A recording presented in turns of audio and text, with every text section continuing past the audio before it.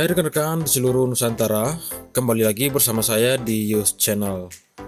Nah, setelah kita dibuat deg-degan dengan pengunduran jadwal seleksi P3K 30 Mei lalu, akhirnya juknis seleksi P3K yang kita tunggu-tunggu di-launching juga oleh Kemenpan RB dalam bentuk Permenpan RB bernomor 28 tahun 2021 tentang pengadaan P3K Jabatan Fungsional Guru pada instansi daerah tahun 2021 tertanggal 7 Juni 2021. Jadi di sini kita tidak akan membahas secara keseluruhan isi juknis, tetapi hanya akan membahas poin-poin penting yang perlu rekan-rekan ketahui agar tidak bingung nantinya saat pendaftaran. Jadi rekan-rekan, mari simak hingga tuntas. Dan bagi kamu yang baru pertama kali mampir di channel ini, jangan lupa like, subscribe, dan tekan tombol lonceng, serta share agar rekan honorer yang lain dapat mengetahui informasi ini. So, tidak usah berlama-lama, kita langsung masuk. Pasal 3 Prinsip Pelaksanaan Pengadaan P3K Jabatan Fungsional Guru. Pengadaan P3K Jabatan Fungsional Guru dilaksanakan berdasarkan prinsip kompetitif, adil, objektif, transparan, bersih dari praktik korupsi, kolusi, dan nepotisme, dan tidak dipungut biaya. Nah, untuk yang poin ini, saya rasa rekan-rekan sudah paham semua. Semoga dengan adanya prinsip ini, kita semua merasa tenang dan fokus mempersiapkan diri mengikuti tes nantinya. Karena kita yakin tidak ada kecurangan dan hasil yang kita peroleh benar-benar cerminan dari kemampuan kita. Pasal 4 ayat 1, Persyaratan pelamar. Pelamar yang dapat melamar sebagai P3K Jabatan Fungsional Guru pada instansi daerah tahun 2021 ini terdiri atas tenaga honor X kategori 2, guru non-SN yang terdaftar di Dapodik, guru swasta yang terdaftar di Dapodik, dan lulusan PPG. Yang perlu kita garis bawahi di sini, yang poin 1, tenaga honor X kategori 2, kemudian poin 2, guru non-SN di sekolah negeri dan guru honorer di sekolah swasta itu sudah terdaftar di Dapodik. Dan salah satu langkah awal untuk pendaftaran P3K ini, mungkin teman-teman masih ingat tahun yang lalu kita sudah melakukan verbal ijazah, di mana kita melakukan verbal ijazah pada akun masing-masing, yaitu akun SIM PKB, di mana akun SIM PKB ini sudah sinkron dengan Dapodik di setiap sekolah. Jadi pada saat itu teman-teman yang belum terdaftar di Dapodik otomatis tidak dapat melakukan verbal ijazah, dan itu merupakan langkah awal agar dapat mengikuti seleksi P3K Jabatan Fungsional Guru untuk tahun 2021 ini. Pasal 4 ayat 2, Persyaratan pelamar. Pelamar harus memenuhi persyaratan umum sebagai berikut. Warga negara Indonesia, usia paling rendah 20 tahun dan paling tinggi 59 tahun pada saat pendaftaran. Tidak pernah dipidana dengan pidana penjara berdasarkan putusan pengadilan yang sudah mempunyai kekuatan hukum tetap karena melakukan tindak pidana dengan pidana penjara 2 tahun atau lebih. Tidak pernah diberhentikan dengan hormat, tidak atas permintaan sendiri, atau tidak dengan hormat sebagai pegawai negeri sipil. P3K, prajurit Tentara Nasional Indonesia, anggota Kepolisian Negara Republik Indonesia, atau diberhentikan tidak dengan hormat sebagai pegawai swasta. Tidak menjadi anggota atau pengurus partai politik atau terlibat politik praktis. Memiliki sertifikat pendidik dan atau kualifikasi pendidikan dengan jenjang paling rendah sarjana atau diploma 4 sesuai dengan persyaratan, dan sehat jasmani dan rohani sesuai dengan persyaratan jabatan yang dilamar. Nah, ini merupakan persyaratan umum dan saya kira kita semua bisa memenuhi persyaratan ini. Kita lanjut ke pasal berikutnya. Pasal 5, Persyaratan pelamar disabilitas. Pelamar yang berasal dari penyandang disabilitas dapat melamar dengan persyaratan sebagai berikut. Melampirkan surat keterangan dari dokter rumah sakit pemerintah, puskesmas, yang menerangkan jenis dan derajat kedisabilitasannya, dan menyampaikan video singkat yang menunjukkan kegiatan sehari-hari pelamar dalam menjalankan tugas sebagai pendidik. Selanjutnya, persyaratan bagi penyandang wajib dilakukan verifikasi oleh panitia penyelenggara seleksi. Kemudian ketiga, dalam melakukan verifikasi, panitia penyelenggara seleksi dapat berkonsultasi kepada dokter spesialis kedokteran, okupasi, dan atau tim penguji kesehatan. Berikutnya, pasal 17, pelamaran. Pelamaran dilakukan secara daring melalui SSC ASN dengan terlebih dahulu membuat akun dan disertai dengan proses pengunggahan dokumen yang dipersyaratkan secara elektronik. Jadi rekan-rekan, di sini nantinya kita akan melakukan atau pelamaran secara daring melalui SSC ASN. Kemudian, pembuatan akun hanya dapat dilakukan sebanyak 1 kali di awal pembukaan seleksi P3K Jabatan Fungsional Guru tahun 2021. Pelamar dapat melamar pada satu jenis jalur kebutuhan ASN, yaitu PNS atau P3K pada tahun anggaran yang sama. Jadi rekan-rekan tidak bisa mendaftar dua-duanya, harus memilih salah satunya, PNS atau P3K untuk tahun anggaran yang sama, misalnya tahun 2021. Kemudian, pelamar hanya dapat melamar pada satu instansi dan satu kebutuhan jabatan. Maksudnya di sini, rekan-rekan hanya dapat melamar di satu instansi atau satu sekolah dan juga hanya dapat memilih satu jabatan. Misalnya memilih jabatan guru sekolah dasar atau guru kelas atau PGSD, maka rekan-rekan tidak bisa lagi memilih jabatan yang lain, misalnya guru mata pelajaran. Oke, kita lanjut. Pasal 19, tahapan seleksi. Seleksi pengadaan P3K Jabatan Fungsional Guru tahun 2021 terdiri atas 2 tahap, yaitu seleksi administrasi dan seleksi kompetensi. Jadi di sini kita hanya akan mengikuti 2 seleksi, yaitu seleksi administrasi dan seleksi kompetensi. Selanjutnya, pasal 20, seleksi administrasi. Seleksi administrasi dilakukan untuk mencocokkan persyaratan administrasi dan kualifikasi dengan dokumen pelamaran. Kemudian, seleksi administrasi dilakukan oleh panitia penyelenggara seleksi. Selanjutnya, pasal 24, seleksi kompetensi. Nah, seleksi kompetensi menggunakan sistem CAT UNBK. Kemudian, seleksi kompetensi dilakukan untuk menilai kesesuaian kompetensi manajerial, kompetensi teknis, dan kompetensi sosial kultural yang dimiliki oleh pelamar dengan standar kompetensi jabatan. Seleksi kompetensi memuat kompetensi teknis, kompetensi manajerial, dan kompetensi sosial kultural. Jadi seleksi yang akan diikuti memuat 3 kompetensi, yaitu kompetensi teknis, manajerial, dan sosial kultural. Setiap seleksi kompetensi diikuti dengan pengumuman hasil seleksi kompetensi dan masa sangga. Kemudian pasal 25, wawancara. Seleksi pengadaan P3K Jabatan Fungsional Guru dilakukan dengan mempertimbangkan integritas dan moralitas. Pelamar yang telah dinyatakan lulus seleksi kompetensi mengikuti wawancara untuk menilai integritas dan moralitas sebagai bahan penetapan hasil seleksi. Wawancara dilaksanakan dengan metode CAT UNBK. Jadi tes wawancara ini tidak secara lisan tetapi menggunakan komputer. Berikutnya pasal 27, nilai ambang batas seleksi kompetensi. Nilai ambang batas pada seleksi P3K Jabatan Fungsional Guru tahun 2021 terdiri dari nilai ambang batas kompetensi teknis, nilai ambang batas kumulatif kompetensi manajerial dan sosial kultural, dan nilai ambang batas wawancara. Jadi di sini setiap kompetensi itu memiliki nilai ambang batas sendiri-sendiri. Nilai ambang batas untuk kompetensi teknis tersendiri, kemudian nilai ambang batas kumulatif untuk kompetensi manajerial dan sosial kultural itu tersendiri, dan nilai ambang batas wawancara juga tersendiri.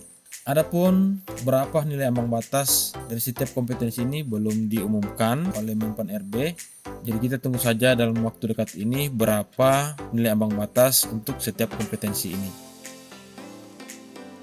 Selanjutnya, pasal 28, penambahan nilai kompetensi teknis atau afirmasi. Kompetensi teknis diberikan penambahan nilai dengan ketentuan sebagai berikut. Pelamar yang memiliki sertifikat pendidik linear dengan jabatan yang dilamar mendapat nilai paling tinggi sebesar 100% dari nilai paling tinggi kompetensi teknis. Pelamar yang berusia di atas 35 tahun terhitung saat melamar dan berstatus aktif mengajar sebagai guru paling singkat 3 tahun secara terus-menerus sampai dengan saat ini berdasarkan data Dapodik mendapatkan tambahan nilai sebesar 15% dari nilai paling tinggi kompetensi teknis. Pelamar dari penyandang disabilitas yang sudah diverifikasi jenis dan derajat kedisabilitasannya sesuai dengan jabatan yang dilamar mendapatkan tambahan nilai sebesar 10% dari nilai paling tinggi kompetensi teknis. Pelamar dari tenaga honor X kategori 2 dan aktif mengajar sebagai guru paling singkat 3 tahun secara terus-menerus sampai dengan saat ini berdasarkan data Dapodik mendapatkan tambahan nilai sebesar 10% dari nilai paling tinggi kompetensi teknis. Dalam hal pelamar mendapatkan tambahan nilai sebagaimana disebutkan di atas, secara kumulatif diberikan nilai kompetensi teknis tidak lebih dari nilai paling tinggi kompetensi teknis sebesar 100%. Jadi maksudnya di sini, jika seorang pelamar sudah sertifikasi, kemudian berumur di atas 35 tahun dan juga merupakan tenaga honor X kategori 2, tidak serta-merta nilai kompetensi teknisnya akan diakumulasikan menjadi 100% tambah 15% tambah 10%. Tetapi meskipun dia mendapat nilai afirmasi dari ketiga poin afirmasi tersebut, tetap akan memperoleh nilai paling tinggi kompetensi teknis sebesar 100%. Penambahan nilai diberikan sesuai dengan jabatan yang dipilih pada masing-masing seleksi kompetensi. Kemudian, penambahan nilai diperhitungkan sebagai nilai awal pada masing-masing seleksi kompetensi dan termasuk sebagai komponen penentu terpenuhi atau tidaknya nilai ambang batas kompetensi teknis pelamar. Jadi nilai afirmasi yang diperoleh pelamar dari 4 poin yang sudah disebutkan di atas akan menjadi bekal atau modal tabungan poin di awal pada saat akan mengikuti ujian kompetensi teknis nantinya. Pasal 29, seleksi kompetensi 1. Seleksi kompetensi 1 hanya diikuti oleh pelamar dengan kriteria sebagai berikut. Tenaga honor X kategori 2 dan guru non-ASN yang terdaftar di Dapodik. Jadi hanya 2 pelamar ini yang bisa mengikuti seleksi kompetensi 1. Seleksi kompetensi pertama ini merupakan kesempatan terbaik bagi guru honor di sekolah negeri, terutama bagi mereka yang belum memiliki sertifikat pendidik. Itu pun jika di sekolah mereka tidak ada saingan sesama honor yang bersertifikat pendidik. Jika sampai gagal pada seleksi kompetensi pertama ini, dipastikan peluang mereka pada seleksi kompetensi 2 dan seleksi kompetensi 3 sangat kecil. Karena mereka akan menghadapi pertarungan bebas dengan pelamar dari sekolah swasta dan lulusan PPG, di mana lulusan PPG ini sudah pasti memperoleh nilai afirmasi 100% pada kompetensi teknis. Kemudian, pelamar memilih kebutuhan P3K dengan ketentuan sebagai berikut. Dalam hal kebutuhan P3K tersedia di sekolah tempat pelamar mengajar saat ini, pelamar wajib mendaftar di sekolah tersebut selama sertifikat pendidik dan atau kualifikasi pendidikan sesuai. Kemudian jabatan yang sudah dilamar oleh pelamar sebagaimana dimaksud di atas tidak dapat dilamar oleh pelamar yang berasal dari sekolah lain. Dan dalam hal kebutuhan P3K tidak tersedia di sekolah tempat pelamar mengajar, pelamar dapat mendaftar di sekolah lain yang masih tersedia kebutuhannya. Pasal 29 ayat 2 ini merupakan dilema bagi rekan-rekan guru honor yang di sekolahnya tidak ada kebutuhan formasi yang terbuka. Karena seperti kita ketahui, hampir seluruh sekolah di Indonesia pasti ada tenaga honorernya. Dan untuk mencari sekolah yang memiliki kebutuhan formasi lebih banyak dari guru honor di sekolah tersebut, itu bagaikan mencari jarum di tumpukan jerami. Dan jika pun ada, akan ada puluhan pesaing. Pasal 29 ini tidak akan menjadi jebakan Batman andai di setiap sekolah ada kebutuhan formasi yang dibuka. Sesuai dengan perkataan Pak Menteri, akan membuka kebutuhan formasi 1 juta untuk merekrut P3K jabatan fungsional guru tahun 2021. Pemilihan jabatan sebagaimana dimaksud pada ayat 2 huruf C dilakukan dengan ketentuan sebagai berikut. Bagi pelamar yang mengajar di sekolah pendidikan anak usia dini, taman kanak-kanak, sekolah dasar, atau sekolah menengah pertama dapat melamar di antara pilihan bentuk satuan pendidikan tersebut di wilayah kabupaten kota tempat pelamar mengajar pada mata pelajaran yang sesuai sertifikat pendidikan dan atau kualifikasi pendidikan pelamar. Bagi pelamar yang mengajar di sekolah menengah atas, sekolah menengah kejuruan, atau sekolah luar biasa, dapat melamar di antara pilihan bentuk satuan pendidikan tersebut di wilayah provinsi, tempat pelamar mengajar pada mata pelajaran yang sesuai sertifikat pendidikan dan atau kualifikasi pendidikan pelamar. Dan bagi daerah provinsi yang memiliki kewenangan mengelola sekolah pendidikan anak usia dini, taman kanak-kanak, sekolah dasar, sekolah menengah pertama, sekolah menengah atas, sekolah menengah kejuruan, dan sekolah luar biasa, pelamar yang mengajar di sekolah pendidikan anak usia dini, taman kanak-kanak, sekolah dasar, sekolah menengah pertama, sekolah menengah atas, sekolah menengah kejuruan, atau sekolah luar biasa, dapat melamar di antara pilihan bentuk satuan pendidikan tersebut di wilayah provinsi tempat pelamar mengajar pada mata pelajaran yang sesuai sertifikat pendidik dan atau kualifikasi pendidikan pelamar. Kemudian pasal 30, pengolahan nilai, pengumuman hasil, dan masa sanggah seleksi kompetensi 1. Pelamar pada seleksi kompetensi 1 dinyatakan lulus jika nilai yang diperoleh memenuhi nilai ambang batas sebagaimana dimaksud dalam pasal 27 dan berperingkat terbaik. Jadi di sini tidak ada bedanya dengan seleksi CPNS. Jadi akan ada perankingan dari pelamar yang memperoleh nilai melewati nilai ambang batas. Nah, itulah yang akan di-ranking kemudian dipilih yang memiliki peringkat terbaik untuk mengisi formasi di sekolah tersebut. Kemudian, dalam hal pelamar memiliki nilai akhir yang sama, penentuan kelulusan akhir secara berurutan didasarkan pada nilai kompetensi teknis yang paling tinggi. Jika nilai sebagaimana dimaksud dalam huruf A masih sama, penentuan kelulusan akhir didasarkan pada nilai kumulatif kompetensi manajerial dan sosial kultural yang paling tinggi. Jika nilai sebagaimana dimaksud dalam huruf B masih sama, penentuan kelulusan akhir didasarkan pada nilai wawancara yang paling tinggi. Dan jika nilai sebagaimana dimaksud dengan huruf C masih sama, penentuan kelulusan akhir didasarkan pada usia paling tinggi. Pasal 33, seleksi kompetensi 2. Pelamaran untuk seleksi kompetensi 2 dapat diikuti oleh pelamar dengan kriteria sebagai berikut. Pelamar dari tenaga honor X kategori 2 yang tidak lulus seleksi kompetensi 1. Kemudian guru non-ASN yang terdaftar di Dapodik yang tidak lulus seleksi kompetensi 1. Kemudian guru swasta yang terdaftar di Dapodik dan lulusan PPG. Nah, untuk seleksi kompetensi 2 ini ada 4 pelamar yang dapat ikut. Nah, di sini jika kita melihat peta kekuatan, barang tentu yang paling berpeluang untuk lolos pada seleksi kompetensi 2 ini yaitu lulusan PPG. Karena seperti kita ketahui, untuk poin A dan B ini, karena mereka tidak mampu bersaing pada seleksi pertama, makanya mereka terlempar untuk seleksi kompetensi kedua. Nah, jika mereka tidak memiliki sertifikat pendidik, otomatis mereka akan tergencet oleh lulusan PPG yang juga sudah ikut bersaing pada seleksi kompetensi 2 ini. Ditambah lagi dengan guru swasta yang terdaftar di Dapodik yang juga ikut bersaing.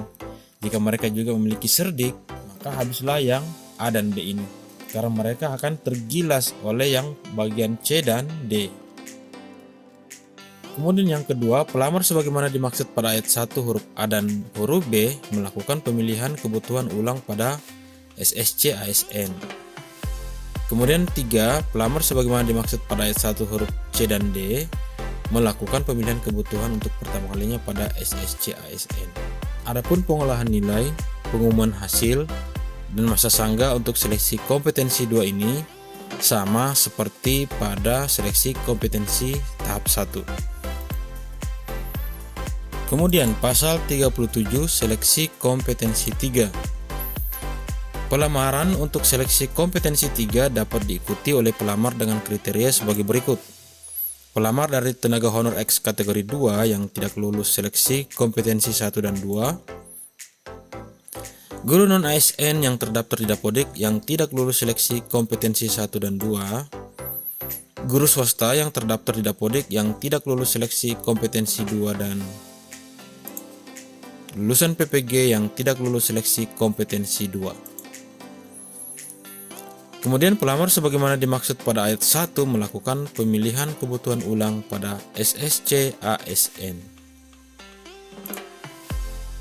Pelamar dapat memilih kebutuhan P3K di seluruh sekolah wilayah Indonesia yang belum terpenuhi pada seleksi kompetensi 1 dan seleksi kompetensi 2 sesuai sertifikat pendidik dan atau kualifikasi pendidikan pelamar.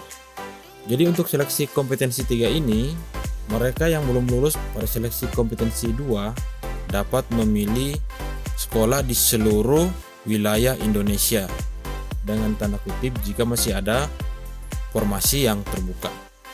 Adapun pengolahan nilai, pengumuman hasil, dan masa sanggah untuk seleksi kompetensi 3 ini sama dengan aturan yang berlaku pada seleksi kompetensi 1 dan 2.